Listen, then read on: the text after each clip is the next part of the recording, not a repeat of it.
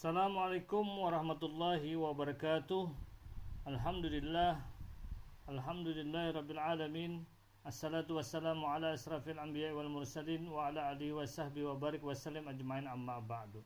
Baik, untuk pembelajaran Quran hadis pada hari ini masuk ke pelajaran 11 ya, tentang hadis tentang kebersihan. Hadis tentang kebersihan. Apakah ya sebelum pembelajaran terlebih dulu kalian buka ya buku paketnya pelajaran ke-11 tentang hadis tentang kebersihan. Apakah kalian ingin hidup sehat? Ya, tentunya semuanya kepengen sehat ya. Tentu semua anak muslim ingin hidup sehat. Lalu bagaimana cara agar kita bisa selalu sehat? Nah, salah satunya adalah menjaga kebersihan. Kebersihan diri dan kebersihan lingkungan ya. Kebersihan harus menjaga sikap hidup kita. Kita harus mencintai kebersihan. Mengapa demikian? Kebersihan adalah sebagian dari iman. Jadi dimanapun kita harus tetap menjaga kebersihan. Sudahkah lingkungan kalian bersih? Pernahkah kalian mendengar program Kotaku? Kotaku adalah kota tanpa kumuh ya. Baik, selanjutnya mengetahui hadis tentang kebersihan. Islam sangat memperhatikan kebersihan. Mengapa demikian? Karena kebersihan sebagian dari iman. Orang beriman tentu menyukai kebersihan. Anak muslim harus menjaga kebersihan. Bersih adalah pangkal sehat. Ibadah dalam Islam selalu berkaitan dengan kesucian. Tempat ibadah harus suci. Pakaian yang kita pakai juga harus suci. Air yang kita pakai pun harus suci. Semua harus suci. Suci juga menjadi kunci sah salat. Maksud suci di sini adalah tidak kena najis ya. Nanti masalah najis itu ada di pelajaran fikih ya. Salah satu contoh misalnya kita kena kotoran ayam, itu termasuk najis. Atau kena percikan air kencing, itu juga kena najis ya. Dan masih ada lagi najis yang lain ya. Nanti lebih rincinya di pelajaran fikih. Untuk itu kita harus menjaga kebersihan diri dan lingkungan. Kebersihan diri itu adalah pada tubuh kita ya. Artinya kita salah satunya menjaganya dengan mandi minimal 2 kali sehari atau 3 kali sehari ya. Kalau bulan puasa ini pagi dan sore ya, di sesudah sholat subuh ya dianjurkan. Dan kalau sore itu dianjurkan, lebih disunahkan sesudah sholat maghrib ya, antara maghrib dan isya itu disunahkan untuk mandi ya. Niatnya untuk beribadah sholat isya dan tarawih ya. Nabi Muhammad SAW bersabda tentang kebersihan. At-tuhuru satrul iman. Kebersihan itu sebagian dari iman. Hadis riwayat Muslim.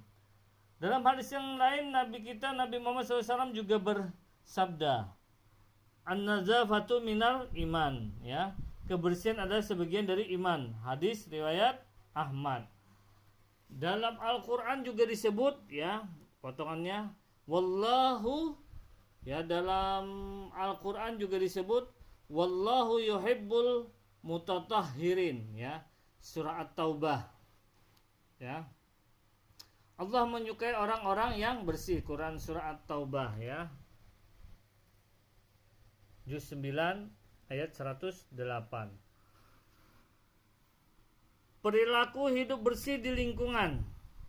Anak muslim harus membiasakan hidup bersih. Bersih di rumah, bersih lingkungan, dan bersih sekolahan. Hidup bersih di rumah. Rumah adalah tempat tinggal kita. Kita kembali ke rumah setelah pulang dari sekolah. Kita harus menjaga kebersihan rumah dengan baik. Mana saja lingkungan rumah yang harus bersih? Tentu saja ruangan bermain dan tempat tidur. Disitulah kita banyak menghabiskan waktu. Ayo, di mana lagi? kamar mandi, dapur, halaman rumah. Ya, di tempat-tempat itulah kita sering berada. Ruangan bermain, contohnya setelah bermain kita bersihkan, kita rapikan. Tempat bermain bisa jadi sarang kuman, mainan juga bisa menjadi tempat kuman. Untuk itu kebersihan tempat bermain terlebih dulu cuci tangan setelah memegang mainan. Mainan yang dari plastik sebaiknya dicuci. Yang kedua, tempat tidur. Tempat tidur adalah tempat kita beristirahat. Tempat tidur harus bersih agar kita tetap sehat. Selimut, bantal guling dan spray harus dibersihkan. Di tempat yang bersih tentu kita nyaman untuk beristirahat. Jangan lupa berdoa sebelum tidur ya. Yang ketiga, kamar mandi ya. Kamar mandi merupakan tempat yang lembab. Kamar mandi menyimpan banyak kuman. Mandi dengan air bersih membuat badan sehat. Ingin kamar mandi kalian bersih? Lantai kamar mandi, toilet, bak dan dinding harus sering dibersihkan. Jangan biar kuman dan bakteri bersarang di dalamnya ya. Termasuk menjaga bak mandinya ya, dikuras ya, biar tidak bersarang tempat nyamuk, apalagi nyamuk demam berdarah atau yang dikenal nyamuk Aedes aegypti ya, yang menyebabkan kita kena penyakit demam berdarah. Yang keempat, dapur. Dapur merupakan tempat kita dan keluarga makan bersama. Di dapur juga banyak kuman. Kalian tidak mau terkena penyakit, bukan? Jaga meja makanan dan tempat cuci agar bersih. Buang kantung sampah setiap hari. Kantung sampah dapat menjadikan perkembangan bakteri. Kantung sampah juga menimbulkan bau tidak sedap. Yang keenam, halaman rumah. Halaman rumah sering kita pakai untuk bermain. Di situ banyak debu, kotoran menempel di badan ya. Untuk itu kita harus menjaga kebersihan badan. Kotoran yang mengganggu halaman perlu disingkirkan. Dalam kitab As-Sahihah, Nabi Muhammad SAW bersabda, "Tahiru abnitakum fa innal yahuda la tutahhiru abniyataha." Yang artinya, bersihkanlah halaman rumah kalian. Sesungguhnya orang-orang Yahudi itu tidak membersihkan halaman rumah mereka. As-Sahihah nomor 236 ya. Jadi kita dianjurkan untuk membersihkan halaman rumah. Terus yang kedua adalah hidup bersih di sekolah. Sekolah adalah tempat kita belajar. Belajar memerlukan lingkungan yang sehat. Untuk itu meja dan kursi perlu dibersihkan. Semua peralatan belajar harus bersih ya. Nanti apabila sudah normal dari COVID ini, kita turun kembali ke sekolah. Jadi lingkungan sekolah kita perlu dijaga. Salah satu adalah meja. Jangan sampai di laci meja penuh dengan kertas atau sampah atau bekas makanan ya.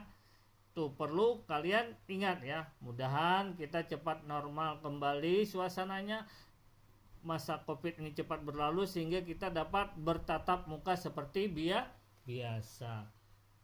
Kelas yang rapi dan bersih membuat kita nyaman dan semangat belajar. Jadikan ruang kelasmu selalu bersih. Buatlah jadwal kebersihan kelas ya. Nanti kalau kita sudah turun kembali, nanti itu ada jadwal kebersihan kelas ya. Nanti siapa pikir membersihkan kelas, menyapu ya. Lingkungan sekolah pun harus sehat. Halaman sekolah selalu dibersihkan. Halaman adalah tempat kita bermain saat istirahat. Saat di sekolah buanglah sampah pada tempatnya. Ini kebiasaan buang sampah ini tidak mesti di sekolah, di rumah juga, atau di lingkungan masyarakat juga, atau di lingkungan sekitar rumah juga. Dibiasakan membuang sampah pada tempatnya. Baik, selanjutnya rangkuman. Kebersihan adalah sebagian dari iman. Jadi kebersihan itu mencerminkan daripada iman kita. Ya, termasuk kebersihan pada diri kita ya. Ya, sering mandi ya. Terus sikat gigi ya.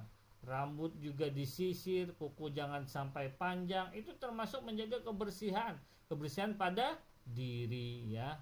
Karena pada kebersihan pada diri inilah yang paling utama.